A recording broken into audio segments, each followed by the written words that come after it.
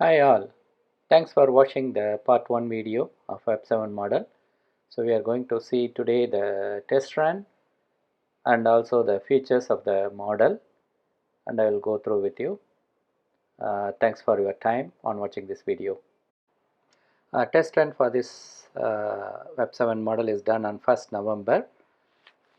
So when we started it, yeah, you can able to see there is an uneven movement of the train in the track, and the train struggles hard to move. So then you can see the wheels are slipping in the track,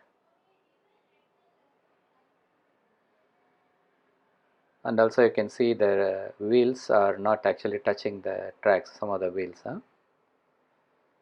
So these are all the issues we faced in doing the test run, and I have summarized the points in the next few seconds. I will be sharing with what is the outcome of the test run.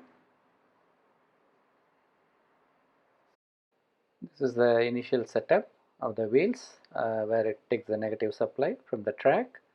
You can see only one lever spring we used, and this is the outcome. So basically, yeah, we failed in the test run. We have a lot of issues, and what is the improvement needed. So we decided. What you are seeing is the internal view of the train, and a lot of wiring has been made inside for the lighting, then for the traction motor. You can pause and have a look on that. Yeah, now we will go to the pantograph. So how it works. So this is the switch which can make it up and down. So this is the toggle switch. Yeah, now the thing is down, so I want to go to rise up. This is the switch which is given for the momentary one. Now the pantograph lifts up, and this pantograph action is driven by the gear wheel, what I am showing there. So this is being driven from the internal gearbox. I am going to show you the internal gearbox.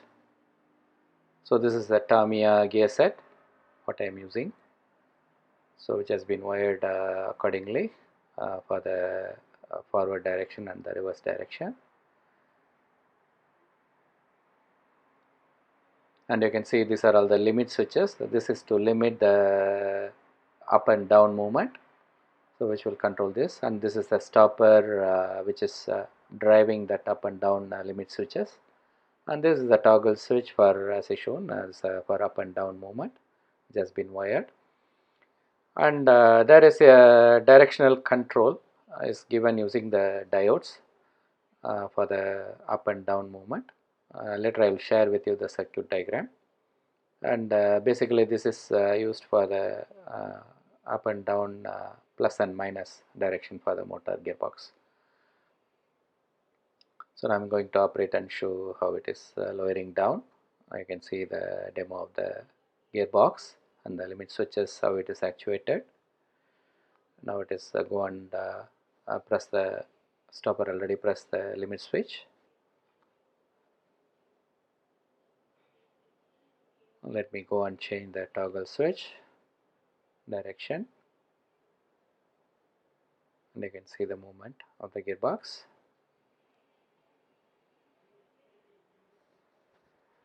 Yeah, you can watch that. So this limit switch will be the one which is going to cut out. Yeah, so the thing is gearbox has stopped.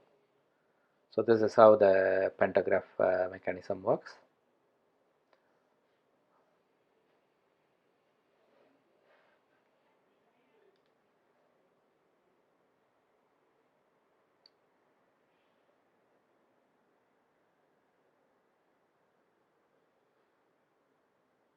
This is another view. Yeah, and this is the circuit diagram of the thing. Yeah, this is the internal one, and now we are seeing the traction motor which is fixed finally. So which is independent block. Later I will show you the photo of this. Yeah, in this gearbox, actually the output shaft, I attached a bigger gear wheel which is having 68 teeth, and it is driving another 48 teeth smaller wheel, so to get the higher speed from the low speed shaft, low speed gearbox. And wiring is done in such a way that the supply for this is coming from a single channel relay, and now you are seeing the 4 channel and 6 channel relay. So what you are seeing on the top is 4 channel relay which is being used for the cabin lights, and below that you are having another set of 6 relay circuit board which is driving the remaining lights. Yeah, so below you can see the other one. So then you can see here the single channel relay which is in black color, so which is operating the traction motor, and this circuit board is basically for the flasher, the orange color flasher on the front and back. Yeah, there is a 9 volt converter we have given 12 volts to 9 volts which is operating the circuit board. Then you can see here a battery and a charger circuit which is basically for operating the pentagraph and the horn which are basically 4.5 volts. So pentagraph need to work before we lift the pentagraph and touch with the live line, right? So that is the reason we are using the battery for the pentagraph and also for the horn. Yeah, so this is the close-up shot of the charger, which is basically charged with micro USB. Yeah, you can see the port where it is externally. I can attach the charger.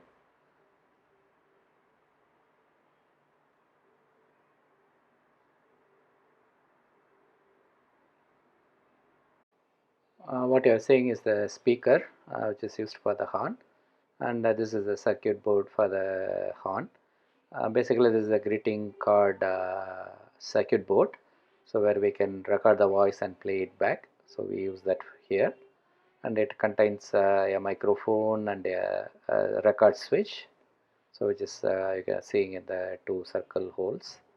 So one is the microphone and another one is the switch to record the train sound. So we recorded the WAP7 sound and playing it using our remote control switch. Yeah.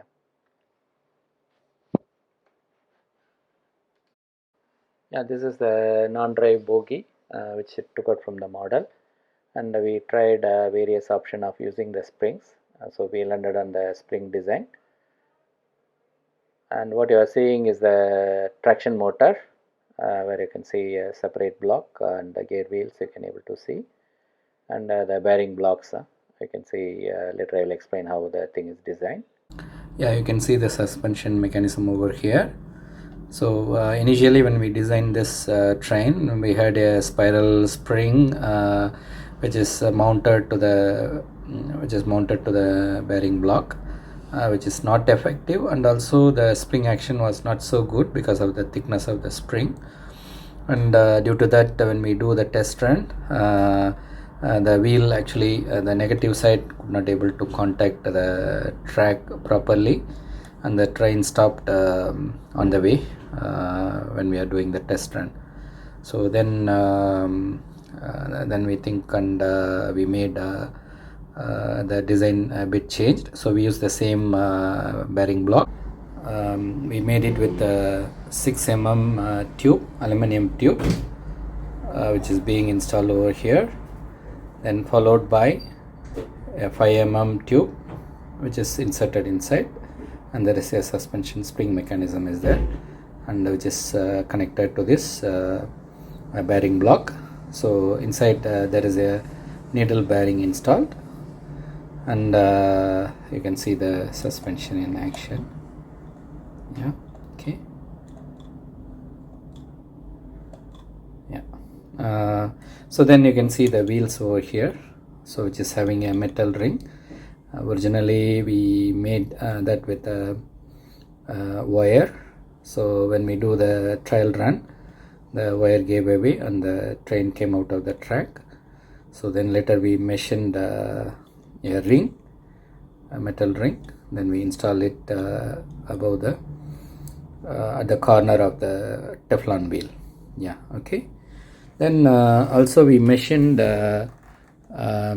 complete metal wheel which is connected to the shaft.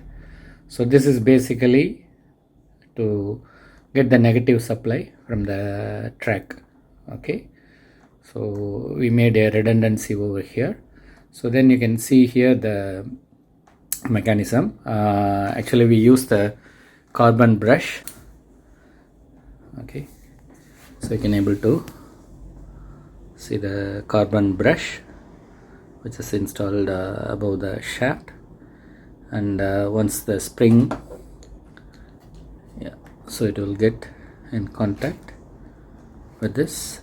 Okay, and the suspension is loaded, so it will come in contact with the carbon brush. So for redundancy I have provided another 2 more carbon brushes at the non-drive side.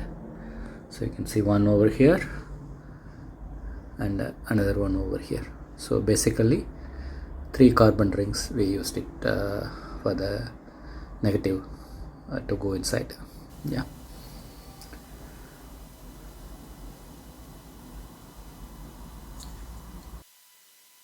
Yeah, this is another view.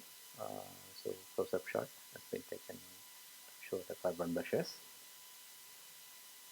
So you can see the black marks when we run the test run, right? So these are the marks. Yeah, what you are seeing is the gearbox, what we have used for the train. So the first one what you are seeing here, the 4-speed crank axle, so that was used for the Pentagraph.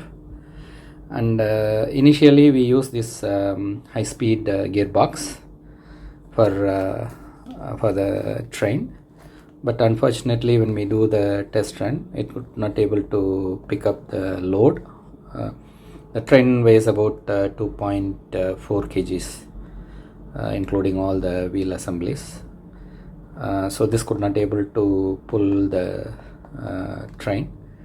So then we finally landed with low speed gear. So basically I use this 3-speed crank axle gearbox, which is also from Tamiya. So this is the thing. So basically we picked out this 58.2:1 gear ratio. So this is what is installed now. What you are seeing here is the coupling for the WAP7. So this coupling actually we designed similar to what is existing in the WAP7 engine, original engine. So you can see that in action. So the bogie will have this similar type of pattern of coupling, which is exact replica of the one which is installed in the engine. So once it comes and when it doing a shunting, so this will go and will get locked. Okay, so we cannot able to take this out. So then they will have a lock mechanism where they will lock it, so the coupling won't get dislodged. Okay, so we followed the same design here. So for releasing it, yeah, we need to release the pin and we need to take it out. So that is how the coupling is designed. Okay, so yeah, what you are seeing is the traction motor which is installed in the WAP7. So you can see there we increase the friction contact using the rubber banded with grooves. Then you can see the gear teeth. Okay, so this one of the gear is mounted to the shaft, and 2 other wheels what you are seeing above that, yellow and green one, is the gears supporting the driving the wheel over here. So this one is the rubber band with a teeth like shape. This will increase the friction between the track and the wheel, so that the wheel will not slip. Okay, so this we made with a single block, because it has to go up and down when it goes in the track, even if there is a height difference, so the spring can able to take it. Yeah, and you are saying that yeah, how the block will move up in case of need to uh, go in a different height. Yeah, for watching this video. Hope you have enjoyed the model making and the features of the train. Feel free if you have any doubt or any queries, please feel free to contact me in the email address. I can able to help you on that. Thank you.